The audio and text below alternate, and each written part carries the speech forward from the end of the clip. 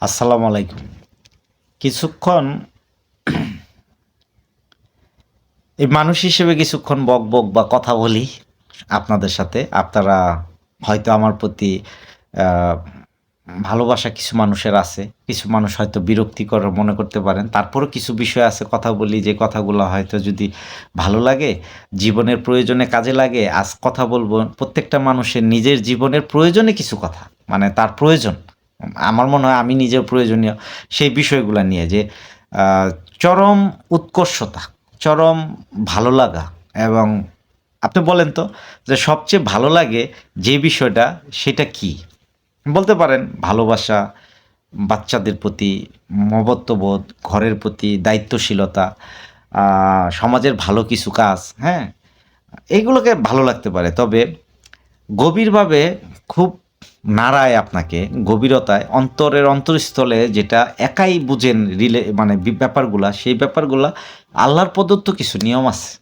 যেগুলো আপনাকে খুবই সুন্দর আকৃতিতে মানে আপনি মানুষ আকৃতিতে আসছেন। আপনার অন্তরের যে সফটওয়্যার আছে যেটা মানে কুলিং হয়, মানে যেটাকে ঠান্ডা করে, সেরকম কিছু কার্য কিন্তু আল্লাহ পাক দিছে মানুষকে, হ্যাঁ?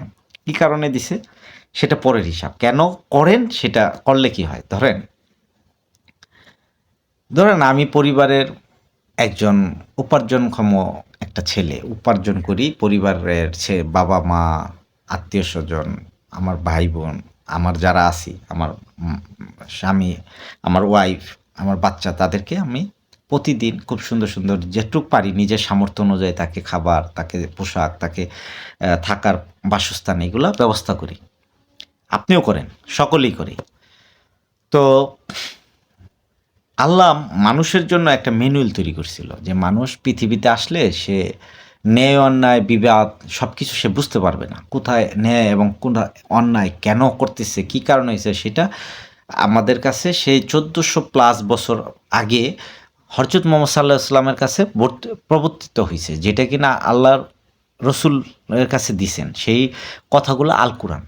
সেখানে কিছু, কিছু কথা আছে। কথা বলতে হইল যে আল্লাহ মানবকে বলল, মানে রসুলকে বলছে দেখবেন বেশিরভাগ আয়াতগুলায় যে, "হে মুহাম্মদ আপনি এই মানবকে বা মানুষগুলা মানে তাদেরকে সুসংবাদ দান করুন। এই মানবকে সুসংবাদ দান করুন, মানুষকে সুসংবাদ দান করুন।" কি সুসংবাদ? যে, যে কিনা বিশ্বাসীগণ মানে কিসের সুসংবাদ দিবে? মানে বেহেশতের সুসংবাদ দিন। হ্যাঁ? বিশ্বাসীগণ এবং এই সৎকর্মশীল এই শ্রেণীর মানুষগুলোকে সুসংবাদ দিন। তাদের জন্য আর এই খুবই সুন্দর মনোরম পরিবেশ, নহর বয়ে যাবে যেখান থেকে পানি ঝরঝর কলকলনিয়ে আসবে, ফল বাগিচা ভরা থাকবে। তারপরে পাখি থাকবে, কিচিরমিচির করবে যেটা বেহেশতের বিবরণ। যেখানে মানুষ শুধুই আনন্দ এবং আনন্দ, সুখ আর সুখ থাকবে। সেটার সে সংবাদ দিছে। সেই সংবাদটা হচ্ছে যে তুমি ওই মানুষটাই পাবে যে মানুষটার কাছে যে আছে, কি আছে? যে বিশ্বাসীগণ এবং সৎকর্মশীল। এখন বিশ্বাসীগণটা আসলে কি? তো বিশ্বাসীগণ ওই মানুষটার মাঝে খুঁজে পাইছি যেটা হচ্ছে যে আল্লাহ পাক হয়তো সূরা বাকারাতেই বলছে বিশ্বাসীগণ কারা? বিশ্বাসীগণ ওই ব্যক্তি যারা কিনা আল্লাহকে বিশ্বাস, রসুলকে বিশ্বাস, কিতাবে বিশ্বাস, তার তকদিরে বিশ্বাস।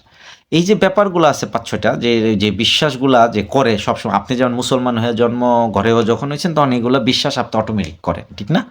তাহলে ১ম শর্ত আপনার অটোমেটিক হয়ে গেছে। পরকালে বিশ্বাস। ঠিক আছে না? যে আপনার ইয়ে হবে। এই যে বিশ্বাসের মাত্রাটা আপনি যখন নিয়ে আসলেন তখন আপনি একটা মুমিন বান্দা বা আল্লাহর মানুষ হইলেন। ঠিক আছে? মুসলিম। তো এখন আসেন যে দ্বিতীয়টা কি বলল? সৎকর্মশীল, হ্যাঁ? সৎকর্মশীল। এখন সৎকর্মশীলের একটা ব্যাখ্যা আছে আল্লাহর কাছ থেকে, আমার কাছ থেকে না কিন্তু আমি বলতেছি।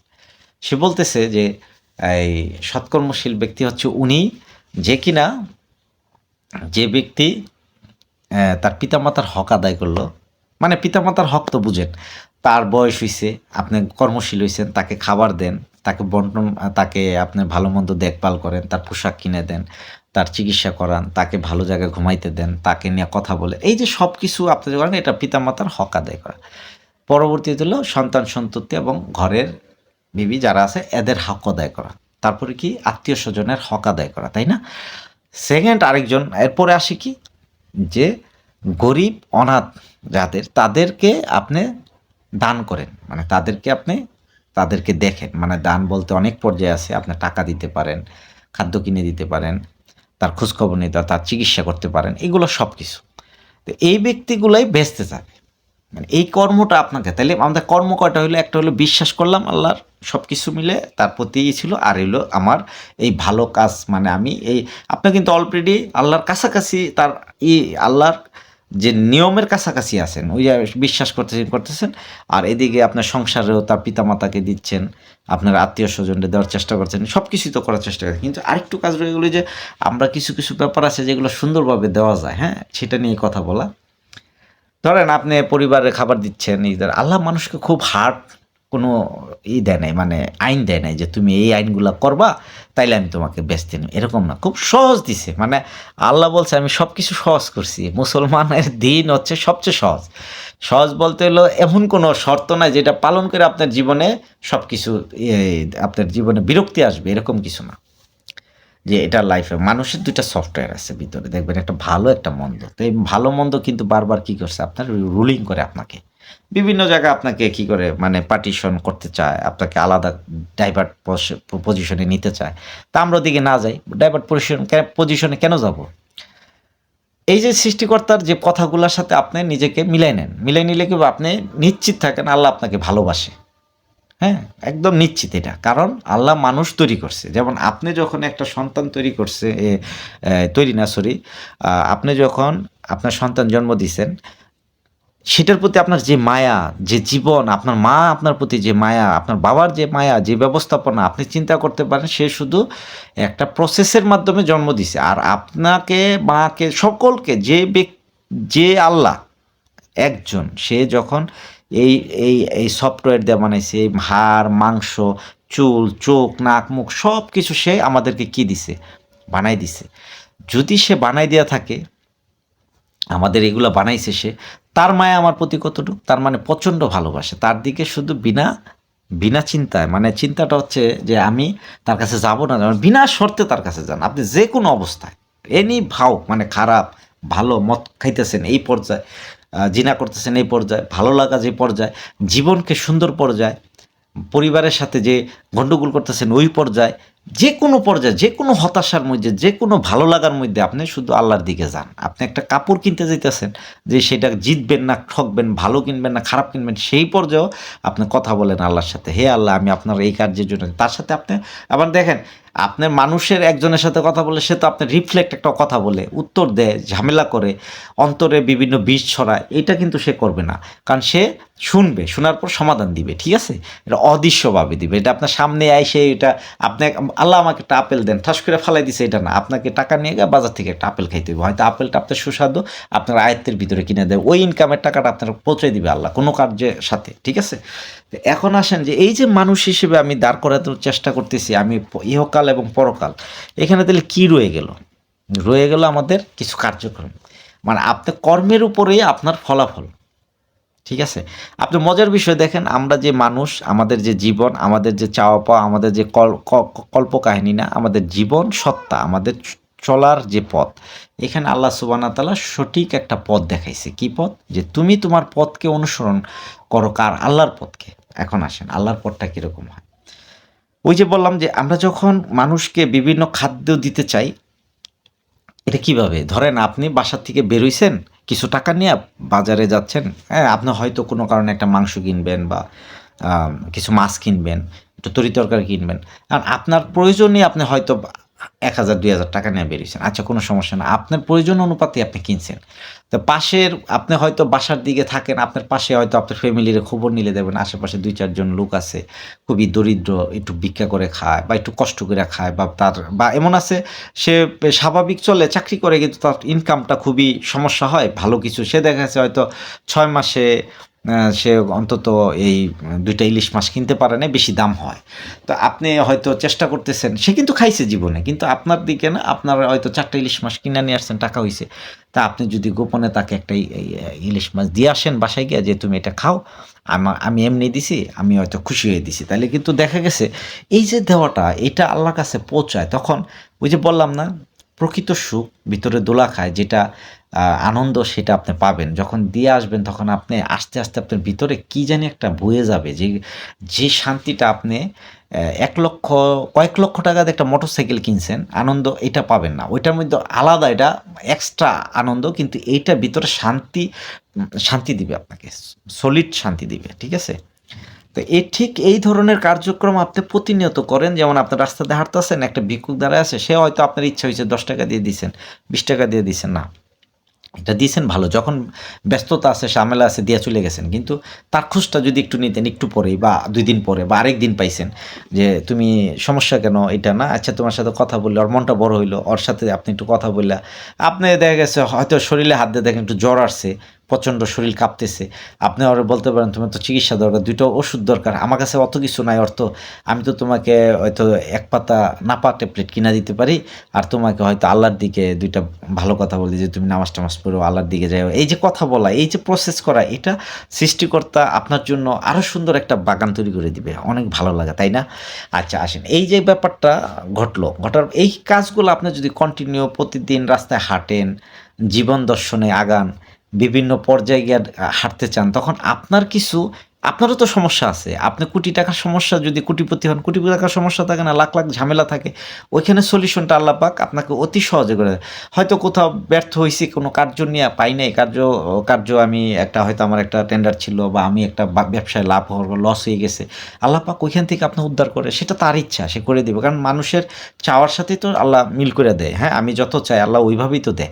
এখন এই দেওয়াটা আবার এদিকে আমি যদি চিন্তা করি, দেখেন আমার চিন্তা, এবং এখানে কিন্তু সবাই, যেমন আমি যদি শুধু বলতেছি না, আপনার আছে দেখে এটা না, একটা রিক্সা চালায় যে কিনা ৭০০-৮০০ টাকা কামায়, ৫০০ টাকা কামায়, সেও সেম কাজ করতে পারে। তার হাতে অনেক অর্থ নাই, সে তার পাশের বুড়িমাটাকে, পাশে একজন বস্তিতে একজন থাকে, তাকে গিয়ে একদিন দেখে গিয়ে তাকে দামি জিনিস ১০০ টাকা দিয়ে একটা ছোট্ট একটা ধরেন একটা কি বলে গামছা কিনে দিয়ে আসছে, যে তুমি এটা দাও বুড়িমাকে, আমি পারি না, আমি একটা পেঁপে দিয়ে আসছি, ঠিক আছে তুমি খাও। এই যে ব্যাপারটা মানবিকতা, এটা যদি যখন করে আল্লাহ পাক তার প্রত্যেকটা ইচ্ছাকে, চেষ্টাকে আল্লাহ দেখবে। কারণ দেখেন আল্লাহ আপনার কি দেখে, কোথায় শান্তি দেয়, আসলে সন্তুষ্টি, আসলে শান্তি, সুখ খুঁজি এটা না, সুখ বলতে কিছু নাই, শান্তি হচ্ছে মেন। কিভাবে, মানে সন্তুষ্টি, সেটা কিভাবে দেয়? ধরেন আপনার পরিবারের সাথে আপনি অনেক মানুষ একসাথে চলতেছেন। একই সাথে তার নিজের জীবন নিয়ে প্রতিদিন ব্যস্ত থাকেন। অবশ্যই নিজের জীবন নিয়ে ব্যস্ত থাকবেন। পরিবারকে দেওয়াটা হচ্ছে সুন্নত, এবং এটা ফরজ কাজ, এবং এটা আল্লাহ পাক খুব খুশি। এটা আপনার জন্য অ হাজার, হাজার মানে আল্লাহ পাক রহমত দেয় আপনাকে। কারণ এটা দেখতেই হবে। আপনার পরিবারের দায়িত্ব, তারপরে মানুষ দেখবেন। ঠিক আছে? কিন্তু আপনার কাছ থেকে ওই অল্প, অল্প বিষয়গুলো আল্লাহ চায়। কেমন? যেমন চেষ্টার ব্যাপারটা, মানে আল্লাহ এইগুলার সাথে আপনার চেষ্টা, অনেক সময় আপনার ইচ্ছা হইছে কাউকে কিছু দিবেন, হয়তো লোকটাকে আপনি পান নাই। একটা লুঙ্গি দিবেন, তাকে পান নাই। সে চলে গেছে গা। ঠিক আছে? হয়তো এটা আপনার ইচ্ছা ছিল, সেটা কিন্তু আল্লাহ পাক বুঝতে পারছে আপনার দেওয়ার ইচ্ছা ছিল। আপনাকে অবশ্যই আল্লাহ পাক কোনো না কোনো জায়গায় আপনাকে সেই নেকির অবস্থান, যেটা বলে আল্লাহ, হয়তো মিজানের পাল্লা ভারী করে দিব, ভালোবাসা দিব। বিষয়টা কেন? ধরেন একটা লোক সমাজে হাঁটতেছে, তার অবস্থান বেশি উন্নত না। সে হয়তো চাকরির সমস্যায় আছে। আপনি টাকা দিয়ে পারেন নাই, তাকে এক জায়গায় চাকরির ব্যবস্থা করে দিছেন। ঠিক আছে? বা একজনকে বলছেন, আপনার এটুক লেভেল আছে যে বললে তার চাকরিটা হয়ে যাবে। এই যে উপকার, এইগুলা নিয়েই মানুষ তার অবস্থান থেকে তার চলে যেতে হবে। দেখেন, আমাদের ছেলেপেলেকে যখন আমরা পড়াই, আপনার ছেলে বাচ্চা, আপনার মেয়ে বাচ্চা যারাই আজকে স্কুলে যায়, কলেজে যায়, আপনি তার চেষ্টা, সে যে সারাটা বছর চেষ্টা করে পড়ছে, এটা আপনি দেখবেন না। এটা দেখেন, কিন্তু এটা মানতে চান না যে সে রেজাল্ট যদি খারাপ করে, সে ফেল করছে বা ভালো মার্ক পায় নাই, A+ পায় নাই, তখন আপনি কি করবেন? তার উপরে স্টিপজল, মানে মানে অনেক ধরনের, মানে বকাবাজ্য বা খারাপ ভাষা, বা তা না করেন মনে কষ্ট পান, তার প্রতি রেজাল্ট আশা করছেন, খারাপ হয়ে গেছে, এই ধরনের কথা বলবেন। তার এটা মানতে চেষ্টা করবেন না, ভাল লাগবে না। কিন্তু সে যে একটু হয়তো ড্যামেজ ছিল ব্রেন, তার পড়া মনোযোগী না। কিন্তু সে কিন্তু প্রতিদিনই চেষ্টা করছে, ৮ ঘন্টা, ৬ ঘন্টা করে পড়াশোনা করছে, স্কুলে গেছে। কিন্তু তার মেধাটা অতটুকু নাই, সে এইজন্য ভালো করতে পারে নাই। তা আপনার কাছে এটা খুবই খারাপ মনে হইব। অমুকের ছেলে এটা করলো কেন? তুমি পারলা না কেন? এখন আল্লাহ পাক তাইলে আপনার সাথে, আমাদের সাথে কি দেখে জানেন? আল্লাহ আল্লাহ সুবহানাহু ওয়া তাআলা আপনার চেষ্টা কতটুক হইছিল, যখন আপনাকে পুরস্কৃত করব, এই বাচ্চা আপনি যখন ওইখানে চলে যাবেন আল্লাহর কাছে, বা তখন আপনার কাছ থেকে সে এইটাই দেখবে যে এই ছেলেটা বা আমি নিজে যে আমি কতটুক চেষ্টা করছিলাম আল্লাহ সুবহানাহু ওয়া তাআলার এই মানে তার ভালো কাজগুলা করার জন্য। আমরা তো এই আমার চেষ্টাটা ফাইনালে ভালো হইছিল না হয় নাই। ধরেন আমি একটা যেকোনো জিনিস বানাইতে গেছি কিন্তু ভালো বানাইতে পারি নাই। কিন্তু চেষ্টা করছি এতই যে সুন্দর করে অনেক সময় চলে গেছে। অনেক পরিশ্রম হইছে কিন্তু আমার মাথায় কাজ করে ওটা হইতে পারে নাই। তো এইটা আমার বাবা-মা মানবে না। কিন্তু আল্লাহ ওইখানেই পুরস্কার দিবে আপনাকে যে আপনার চেষ্টাটা সবচেয়ে বেশি ছিল ভালো হওয়ার জন্য, ভালো কাজের জন্য। বারবার চেষ্টা করছেন। এখন আপনি ধরে নেন একটা সময় নিজেকে সবচেয়ে বেটার করার জন্য মানে নামাজ প্রতিটা মানুষের জন্য ফরজ করা হইছে। আপনি নামাজ পড়বেন, আল্লাহকে সেজদা দিবেন। ৫ টা ওয়াক্ত আপনি নামাজ পড়তেছেন। ওকে। মানে নামাজ পড়া আপনাকে সেফটি দেয়। নামাজ আপনাকে কি করে? আল্লাহ খারাপ কাজ থেকে বিরত রাখার চেষ্টা করে। এখন নামাজ পড়ে যদি জোর করে আপনি খারাপ কাজের দিকে চলে যান যে আমি এটা করবো, ওইটা করুম, আমি মানুষ ঠকাবো, আমি সুদের টাকা লাগাবো, আমি সুদ খাবো, আমি একজনকে মিথ্যা করে তাকে জেলে ভরে দিব, আমি একটা রাজনীতি করতে গিয়ে তাকে মাইনাস প্লাসে ফালায়, বিপদগ্রস্ততা ফালায় দেয়। এই যে সমস্যা সৃষ্টি করা, এটা কিন্তু সন্তুষ্টর লেভেল না। এটা আল্লাহ পছন্দ করে না। ওই নামাজ সে চায় না। সে চায় তোমার অন্তঃকরণকে তুমি ঠিক করো। কারণ কি মানুষের নফস ভিতরে আছে একটা ভালো একটা মন্দ। মন্দ আপনাকে ডাকবেই। এটা একটা সফটওয়্যার তৈরি করা। মানুষ তো একটা সফটওয়্যারের ভিতরে কম্পিউটার মতো সফটওয়্যার ইউজ করছে না। মানুষকে এরকম সফটওয়্যার তৈরি করে। আপনার সফটওয়্যারটা খেয়াল করেন। আপনার বাবা এবং আপনার ২ টা যুগ দেখবেন এবং আপনার বাচ্চার যুগটা দেখবেন সফটওয়্যার চেঞ্জ। মানুষের মধ্যে সফটওয়্যার চেঞ্জ করে আল্লাহ সুবহানাহু ওয়া তাআলা। দেখেন কিভাবে। আমার বাবা-মা আছে তাদেরকে আমি অ্যান্ড্রয়েড মোবাইল ২-৩ বার দেওয়ার চেষ্টা করছি, দিছিও। কিন্তু তারা এইটা আজ পর্যন্ত বুঝতে চেষ্টা করে না কিভাবে এটাকে বের করে, রিসিভ করে। সেও কিন্তু আমার বাবা-মা কিন্তু আমার আব্বা কিন্তু এমএ পাস, আমার মা কিন্তু ইন্টারমিডিয়েট পাস। তারা ২ জনে আ মানে এই বিষয়টা এখনো ক্যাচ করতে পারে নাই। তারা এটা পারে না যে কোথায় চাপ দিলে ছবি আসবো, নেট কিভাবে চালু করব বা এটা কিভাবে মানে এটা চালাইতে হয়। তা আমি উনার ঘরের ছেলে। আমরা যখন পাইছি তো আমরা বড় হই। আমরা যখন ভার্সিটিতে আমরা যখন পড়াশোনা করি, ইঞ্জিনিয়ারিং পড়ি তখন পাইছি আমরা মোবাইল-টোবাইল। তারপরে অ্যান্ড্রয়েড-ম্যান্ড্রয়েড এগুলো ইদানিং পাইছি। তো এইগুলো আমরা চেষ্টা করছি। এখন অনেক কিছুও বুঝি না। মানে অনেক কিছু যেমন নতুন কিছু আসছে এগুলো আমরা মাথায় এখন হয়তো অনুশীলন প্র্যাকটিস নাই, করতে চেষ্টা করি না। এখন আমার সফটওয়্যারটা একটু স্লো বর্তমান প্রজন্মের সাথে। ওই যে আব্বা এবং মার যে সফটওয়্যারটা পিছনে যেরকম ছিল এটা আমার কাছে নাই। তাইলে নতুন সফটওয়্যারে আসেন যে এখন যে বাচ্চা আপনার ঘরে যে ছোট বাবু, আমার ছোট মেয়ে আছে যারা, আপনি বিশ্বাস করেন তাদের মোবাইলে তারা কিন্তু সরু-সরা এবিসিডি ভালোভাবে এখন শিখে না। তার বয়স ৩ বছর, ৪ বছর বা ৫ বছর। এই বয়সে সে কি একটা আ ডিজাইন বুঝে? সে কি এগুলা বুঝতে পারে? কিন্তু বুঝি কি জানেন?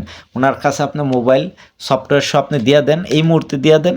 ওর কাছে এটা পুরাটা পড়ার জন্য দিয়া দেন। ও কি করবে জানেন? ও বুঝার জন্য ওরে আপনার কোথায় কোন লেভেল আছে, এই নেট কিভাবে চালু করতে হয়, কোন অংশে যেতে হয়, কোনটা চালু দিলে এটা ঠিক হবে, ইউটিউব চ্যানেল কিভাবে করতে হয়, এমন কোনো বিষয় নাই যেমন বড়, বড় ইংলিশ কথা সবকিছু তার ভিতরে। আপনি হিন্দি কিছু তার মানে তার সফটওয়্যারটা বেটার উন্নত আল্লাহ পাক এই প্রজন্মের মতোই করে দিয়ে না, প্রজন্ম তো আগাবে না। বুঝতে পারছেন? মানে এটারে সে রিফিল করছে, চেঞ্জ করছে। তার মানে আল্লাহ মানুষের প্রতি একই মানুষ তৈরি করলেও পরিবর্তন করে নিয়ে আসতেছে। ভিতর মন, মগজ, চিন্তা তার সফটওয়্যার আপনি মানুষের সফটওয়্যারের চেয়ে বেশি তো সফটওয়্যার কোনো জায়গায় নাই, কম্পিউটারে নাই, এই ওয়ার্ল্ডে এই ইন্টারনেট নাই। মানুষের ব্রেন এরকম। কিন্তু এটা কাজ করানো যায় না। কাজ করে কম। কাজ করে। এখন কথা হচ্ছে যে আল্লাহ সুবহানাহু ওয়া তাআলা মানুষকে ম্যানুয়াল দিছে। আপনার বাচ্চার জন্য, আমার জন্য, আপনার জন্য, আপনার বাবা-মার জন্য যারাই জীবিত আছে, পৃথিবীতে চলাচল করে, যারা বুঝে এই প্রত্যেকটা মানুষকে তার কোরআনটা তার নিজে আপনি তুলে দেন। আপনার বাচ্চাকে তুলে দেন যে তুমি কোরআনটা এবং আমার মা-বাবাকে সকলকে তুলে দেন যে তুমি কোরআনের অর্থটা বুঝো। যে কোরআনটা কি বলছে তোমাকে? কোরআনের ভিতরে কি, কি কথা আছে, হ্যাঁ? সে আমাদেরকে কি, কি আইন দিছে? যেমন হালাল হারাম এটা কেন? আম রসুল কেন? পিছনের গল্পগুলা কি? নবীদের গল্প কি ছিল? আসলে এটা যখন পড়বেন তখন দেখেন অন্যগুলা আপনাকে স্মরণ কইরা কাজ করবে। যেমন এমন বিষয় আপনি যেকোনো একটা উপন্যাস বই পড়ছেন, আপনি হিরোর মতো ধরে নেন আপনি মিসির আলির গল্প পড়ছেন বা আপনি ওই যে নাম কি বলে? এই শাওনের কিছু বই আছে। তারপরে ওই যে এই এই ধরে নেন বিভিন্ন আমরা এই যে ইসের গল্প শুনছি।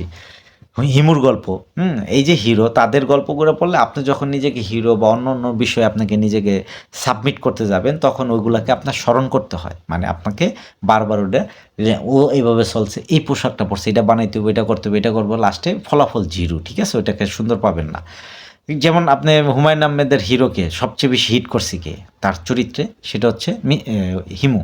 তো হিমুর মতো আমরাও ছোট সময় যখন স্কুলে পড়ি বা মেট্রিক পড়ে ইন্টারে গেলাম, ওই সময় কিন্তু আমরা হিমুর বই সিরিজ পড়ছি খুব বেশি। মানে মনে হতো নিজে একজন হিমু, কারণ সে হলুদ পাঞ্জাবি, আমি হলুদ পাঞ্জাবি বানাইছি।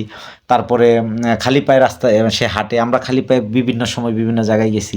মানে এই যে ব্যাপার, আসলে দেখেন এগুলোর সাথে অ্যাড কি, ওইগুলা দিয়ে আমরা কি নিজেকে চেঞ্জ করতে পারছি না? ওই দেখেন আপনি একটা হলুদ পাঞ্জাবি পরে একটু রাস্তাঘাটে বা যে কোনো দিকে যাবেন, দেখবেন আপনাকে গ্যান্দা পোক আছে, এগুলো আপনার শরীরে বসে পড়বো। তার মানে আপনার সব কিছু আপনার এটার সাথে অ্যাডজাস্ট না, ওইটা তার একটা জীবন ব্যবস্থাপনা। সে হয়তো একটা এটা দিয়ে একটা মানুষের আনন্দ দিচ্ছে, সেটা সে বুঝতে পারছে। এই যে ব্যাপারগুলো ঘটছে। তো এখন আমার কথা হচ্ছে যে আমরা যেটা পড়ি, কিন্তু ওই বইগুলা কখনোই আপনাকে এই সেরা আনন্দ বা এমন ভিতরের এমন কিছু বিষয় আছে যেটা আপনাকে আহ, সন্তুষ্টি দিতে পারবে না।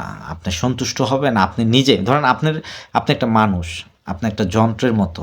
আপনি যন্ত্র না, মানে আপনি এমন যন্ত্র যে আপনি যদি না চলেন পৃথিবীর কোনো যন্ত্র চলবে না। মজার বিষয় না এটা?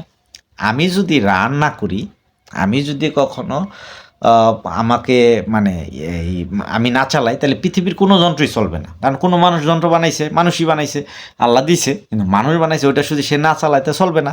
সে গাড়ি না চালালে গাড়ি আগাবে না। মানে কোনো বিষয় তাকে ছাড়া চলবে না। তার মানুষই সেরা যন্ত্র, এর সে পৃথিবীতে আর কোনো যন্ত্র হবে না। এই মানুষ অফ করে দেন, সব নীরব, সব ভাঙচুর হইয়া একসময় গাছপালা হয়ে নষ্ট হয়ে সব শেষ হয়ে যাব। তাহলে এই যে মানুষ যন্ত্রটাকে কন্ট্রোলিং করা, এই যন্ত্রকে প্ল্যানিং দেওয়া, আপনাকে এই যে নিজের হৃদয়কে মানে ভিজানো, আহ, সেটা আমার কোরআন লাগবে, আল কোরআন। এটা আপনার প্রত্যেকটা মানুষকে ছড়াই দেন না। ইহুদি নাসারা যেই হোক, এই কোরআনে আসলে কি ওই বইটা, যে গ্রন্থটা আমাকে দিছে, আপনি বিশ্বাস করেন, এটা যখন আপনি কন্টিনিউ ফার্স্ট টু লাস্ট শেষ করবেন, বারবার পড়বেন বোঝার জন্য যে এটা আসলে কেন পাঠাইছে। এটা তো আপনি কেউ মন্ত্র মারবেন না, নিজের জীবনে মন্ত্র মারা যায় না। তখন আপনার প্রত্যেকটা সিদ্ধান্ত লাইফে চলাকালীন যখন রান করবেন, চলবেন, লাইফে আসবেন, আগাবেন, চলবেন, আবার পিছাবেন, ব্যথা পাবেন, সমস্যা হবেন, উঠবেন, এই প্রত্যেকটা অংশে সে আপনাকে একটা ডিল দিবে। মানে আপনাকে একটা ডিলিং করার জন্য একটা অস্ত্র দিয়ে দিবে যে তুমি এটা দেখো করো, তুমি এটা দেখো করো, তোমার এখানে বোঝার দরকার। তুমি ইউসুফ বলেছিলাম ওই সময় দেরি করে এটা করছিল, এই জন্য তোমার এটা থামাই রাখছে, তুমি এই সামনে পাবা। তুমি এটা দেয়া, তুমি এটার সামনে গেলে তুমি এই লসটা পাবা, তুমি এই লসটা না গিয়ে তুমি ওই সুখটা পাবা ওইখানে, ঠিক আছে? উনি পথটা দেখায় দেয়।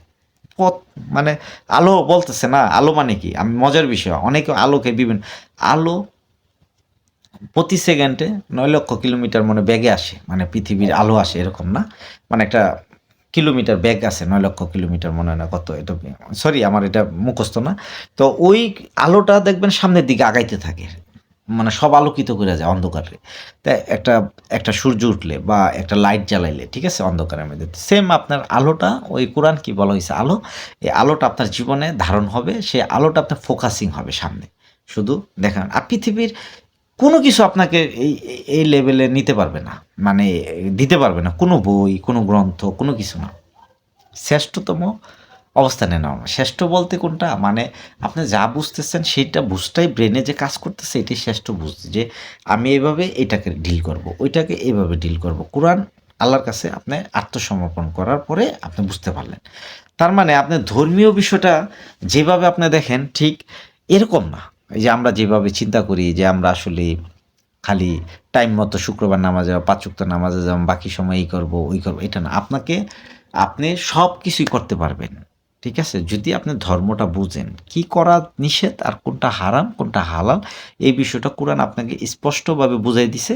এর বাকি যা আছে আপনি করেন, বুঝেন, জীবনকে আরও সুন্দর অবস্থানে নিয়ে যান, নিজেকে বোকার রাজ্যের থেকে মানে চালাক, সুন্দর, সচেতন, আপনাকে দ্বারা প্রতিবেশী ক্ষতিগ্রস্ত না হোক। স্বর্গে তো আবার মৃত্যু, দেখেন প্রত্যেকটা তাকায় দেখেন 3টা জেনারেশন পৃথিবীতে দাঁড়ায় আছেন, বাবা, মধ্যে ছেলে, ছেলের পরে নাতি, এই 3টা মানুষ কি হইতেছে, কন্টিনিউ প্যারালাল হাঁটতেছে। কারো 4টা জেনারেশন পায় কোনো কারণে, বয়স যদি থেকে যায় সেটা আলাদা, সেটা নিয়ে কোনো আমার ব্যাখ্যা না। কিন্তু 3টাই সবসময় থাকে। এই 3টার মধ্যে হুট করে চলে যাচ্ছে, হুট করে চলে যাচ্ছে, পরের জন আসছে, হুট করে চলে যাচ্ছে, আচ্ছা, চলে তো যেতে হইতেছে, কন্টিনিউ চলে যাচ্ছে। আপনার বাবার দিকে একটু তাকায় দেখেন। কিছুদিন আগে আপনি যখন ছোট ছিলেন, আপনার বাবার দিকে তাকাইলে হঠাৎ করে তাকায় দেখবেন, হায় রে বাবা, আমার বাবাটা, আমার ছেলেটা, এই আমার বাবাটা ইয়ং ছিল, আনন্দ করছে, ঘুরছে, যুবক ছিল, ঘুরছে, আমি ছোট জন্ম হইছি, এটা করছে। এখন বাবা হঠাৎ করে বৃদ্ধ হইয়া সব চামড়া-টামড়া গুছায়-টুছায় বসে রইছে। সে কোথাও কাউরে কিছু চিনে না, কথা বলতে চায় না। আমার বাবা যেরকম কথা বলতে চায় না, ভাল লাগে না। মাঝে, মাঝে এটা সে তেমন কিছু চায়ও না, ভালো কাপড়ও চায় না। হায়রে এই জগৎটা কেন?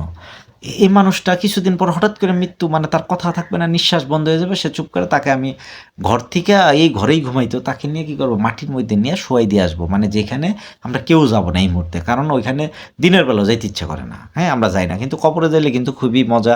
আর বলতে নিজেকে চেনা যায়, মজা বলতে এটা না, আল্লাহ মাফ করুক, মানে আমি যখন কবরস্থানে হাঁটবো তখন অন্তত আমার নিজেকে আমি বোঝার চেষ্টা করবো আসলে আমি কে। ঠিক আছে, এটা অনেক ভালো জিনিস। কবরে আমাদের সকলেরই একবার হলো কবরস্থানে যাওয়া উচিত। ঠিক আছে, মানে মাসে একবার হইলো, বছরে একবার হইলো। কারণ কি, আমরা কবরে গেলে আমরা পাশে যে কবরস্থান থাকে, দাঁড়ায় দেখেন বড় বড় লোকগুলা মাটির নিচে চলে গেছে, তার সম্পদ, ইটা, বালি, সিমেন্ট, বড় বড় স্বর্ণ, বড় বড় কাজ, সব কিছু ফালায় চলে গেছে এখানে। সময় ছিল এই দুনিয়াতে কিছু সময় ভালো মানুষের সাথে কাজ করা, মন্দ কাজ থেকে একটু বিরত থাকা, এইগুলা যদি ভালো করে থাকে আল্লাহর কাছে ভালো কিছু পাইতে, আর নাইলে সমস্যা। তাইলে আমার পরিবার নেক্সট যারা আছে এরা চলে যাচ্ছে, নেক্সট আমি যাবো গা, আমার বাচ্চা আবার বড় হবে, সে আমার জায়গাটা দখল করবে, আবার সেও চলে যাবে। তাইলে সৃষ্টিকর্তার যে সিদ্ধান্তগুলো আছে খুবই ভালো লাগার মতো। ওই যে অনন্তকাল জীবন পরকালে যেখানে আমরা যাব, যদি আপনি বিশ্বাস করেন নাই করেন, কারণ আপনি আপনি নাস্তিক থাকেন কোনো সময়, আপনি এইটুকু মানেন বিশ্বাসটা কেমন, বিশ্বাসের লেভেলটা কেমন, বোকার মতো না। আমাদের যে মাটি-মুটি দিয়ে আসলে এই দুনিয়াতে তো আমার খুঁজে পাইল না। তাইলে আমরা তো এক জায়গায় গেছি নাকি? ওটা মৃত অবস্থায় যাই, ওইটার তো কোষ আছে, শরীরে হাড় মাংস, এটি মাটিতে খেয়াল, কিন্তু আমার আত্মা ছিল ভিতরে যে চলতেছিল। এটা তো ২টা পার্ট দেখাইতেছে। আমি যখনই মৃত্যুর দিকে মরা হইছে তখন লড়ে না, কথা বলে না, চোখ চায় না। ঠিক আছে? কিচ্ছু নাই, মানে নার্ভ নাই। তার মানে এটাকে অন্য একটা জিনিসেই ভর করছিল, সে কিনা এটাকে লড়াইছে, তাই না? সেটা আত্মা। তাহলে আত্মাটা অবশ্যই এখান থেকে বিদায় নিছে। এটা তো আমরা সহজ অঙ্ক করতে পারি।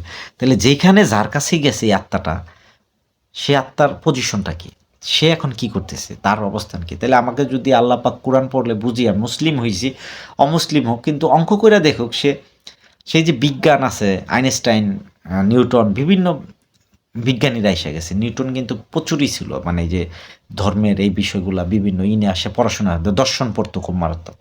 তো আপনার এই যে স্টিফেন হকিংস, তারা বলতেছে শূন্য থেকে বা এটা থেকে কোনো কিছু হইছে বা কোনো কিছুর মাধ্যমে অনেক কিছু, এটা কোরআন কিন্তু এখানে বলা আছে। এত সুন্দর জীবন আপনার জীবনে, গবেষণাগারে আপনার ছেলে যদি গবেষণাগারে সেরা ইঞ্জিনিয়ার হইতে চায়, ডাক্তার হইতে চায়, বা বিজ্ঞানী হইতে চায়, বা যে কোনো মাস্টারদের মধ্যে সেরা হইতে চায়, যে কোনো জায়গায় সেরা, সে কাগজ বিক্রেতা সেরা হইতে চায়, তারপর কোরআনে গেলে সে চেষ্টা করলে, বুঝলে, তার ব্রেনের চেষ্টা, আল্লাহ আপনাকে এমনি চেষ্টা না পড়লেও চেষ্টা দিতেছে, চেষ্টা দেয় না, অবশ্যই দেয়।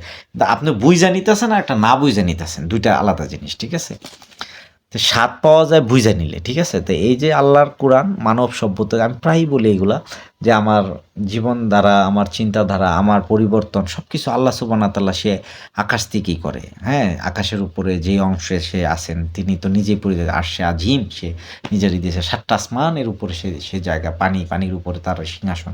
তো উনি যেই অবস্থানে আমাদেরকে নিয়ে চিন্তা করতেছে, সে শূন্যতা দেখেন। আমি পৃথিবীতে হাঁটি চলি দেখা আমি পৃথিবীর গঠনতন্ত্র বুঝতে পারি না, মজার বিষয় না, আমি এখানে আসি দেখা, যে এইখানে আমাকে রাখছে গঠনতন্ত্র দেখেন শূন্য অবস্থা। আপনি যখন অ্যাভাটার ছবি দেখছেন, অ্যাভাটার যে ছবিটার মধ্যে দেখছেন ঝুলন্ত, ওই যে যারা মানে অন্য গ্রহের মানুষ ছিল, তাদের চেহারা আকৃতি চেঞ্জ ছিল, তারা কি ছিল?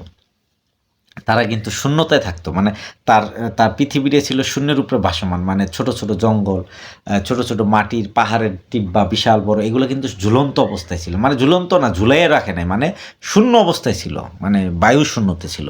তো ওইখানে ওরা লাভ দিত, অনেক সময় নিচে নেমে যেত, পড়তো ড্রাগ, মানে ওই ছবিটা, ওইগুলো দেখতে খুব ভালো লাগে। তাহলে এই যে ওই ব্যাপারগুলো আছে, ঠিক সেম পর্যায়ে আমরা আছি, আমাদের এই পৃথিবীর শূন্য একটা অবস্থানের মধ্যে ঝুলন্ত অবস্থায় এটা ঘুরতেছে, আমরা কিন্তু এটা অনুভূতি, আমরা দেখেন প্রত্যেকটা মানুষের জিজ্ঞাসা করেন, হ্যাঁ জানি আমি ভাই আলগা আছি, কিন্তু আসলে সে অনুভূতিতে নিতেই পারে না যে এরকম আপনি মানে আমাদের এইভাবে রাখা হয়েছে, ঠিক আছে? তো এই ব্যাপারগুলা এক জটিল প্রসঙ্গ না, একটা সুন্দর প্রসঙ্গ।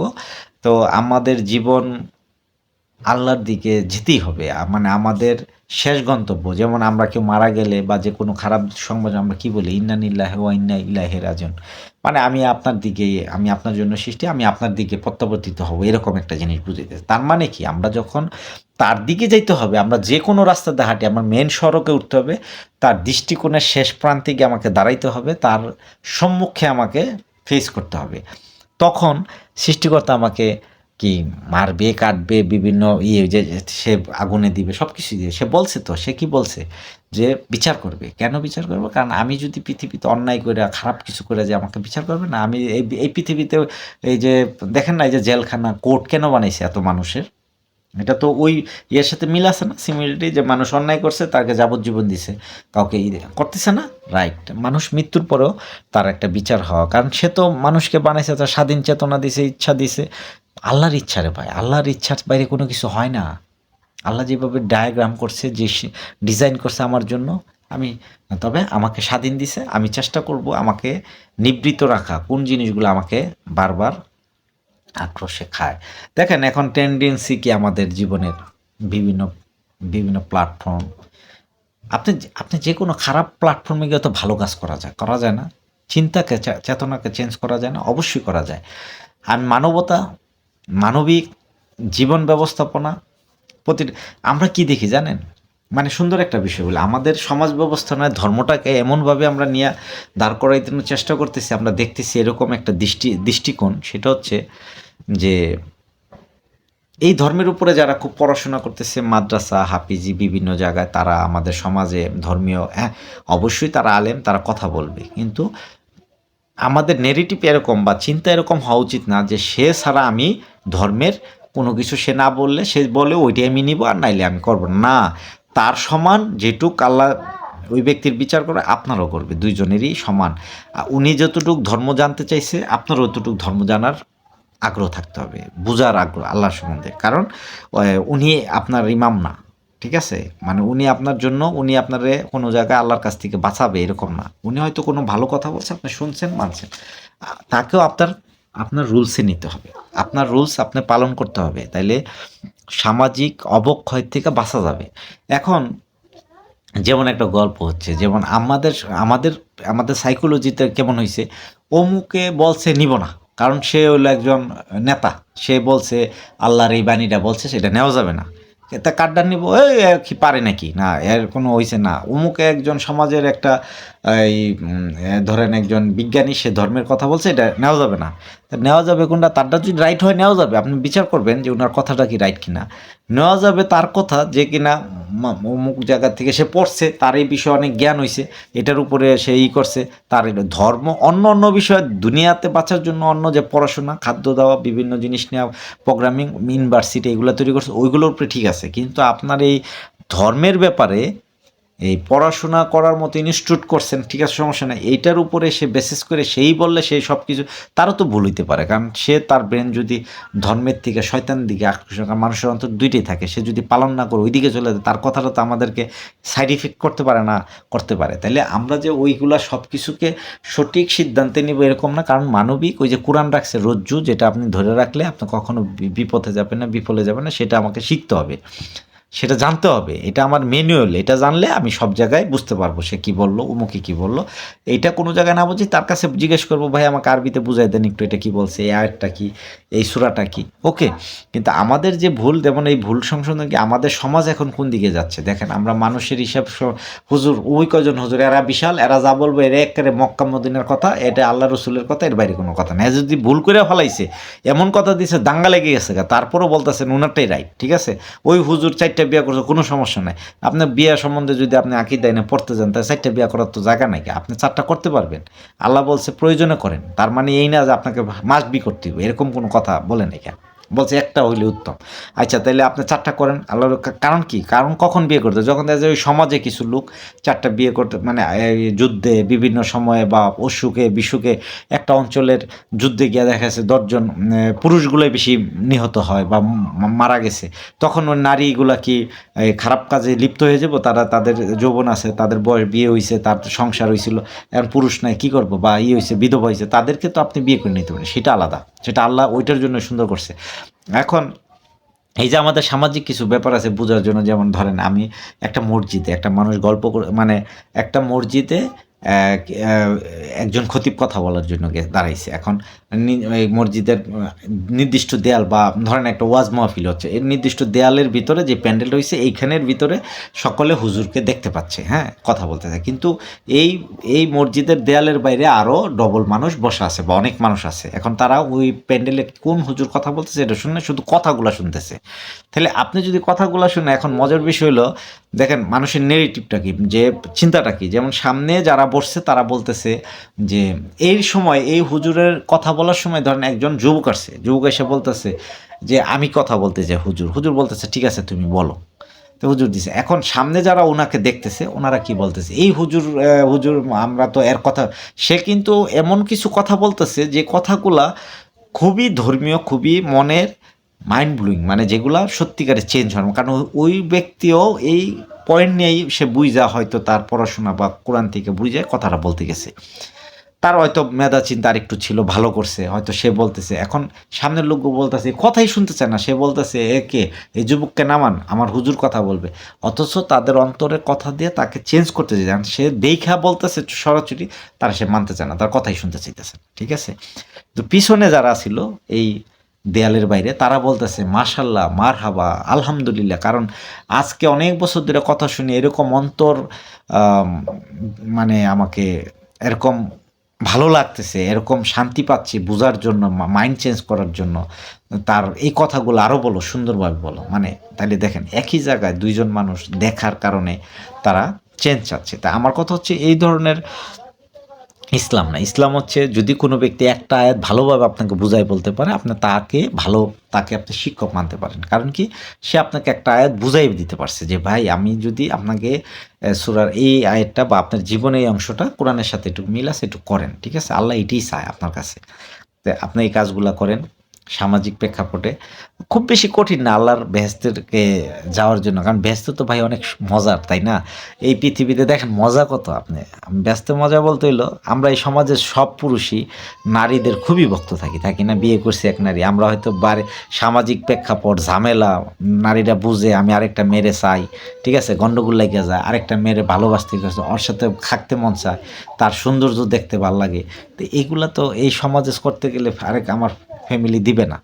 তো এগুলা যখন না দিবে তখন তাহলে আমাদের সমাজ ব্যবস্থাপনা, মানবিক দিক সবকিছু পরিবর্তন আনতে পারলে আমাদের দেশও পরিবর্তন হবে। আমরা এই পৃথিবীতে এবং পরকালেও সুন্দরভাবে জীবনযাপন করতে পারবো। এইটাই যদি স্বপ্ন থাকে, সবাই সুন্দরের স্বপ্ন দেখেন, অসুন্দরকে বর্জন করার চেষ্টা করে সকলেই। কিন্তু কর্মটা যদি আমাদের সুন্দর হয়, আমাদের চাওয়া পাওয়া চিন্তাগুলা, আমাদের মস্তিষ্কগুলা যদি সঠিক পথে চলে, আমাদের পিছু হটার কোনো জায়গা নেই। আমাদের আগে আগানোটাই একসময় ঘটবে এবং সুন্দর পৃথিবী উপহার সকলেই দিতে পারবো পরবর্তী প্রজন্মের জন্য। হানাহানি, মারামারি থেকে দূরে থাকতে পারবো। ওই আমরা যদি পৃথিবীতে এক সৃষ্টিকর্তামুখী হই তাহলে আমাদের সুন্দরভাবে জীবন যাপনের জন্য পৃথিবী আরও সুন্দরময় করে তোলা যায়। ভালো থাকবেন সকলে। পরবর্তীতে অন্য একটা প্রসঙ্গ নিয়ে কথা বলবো। আসসালামু আলাইকুম।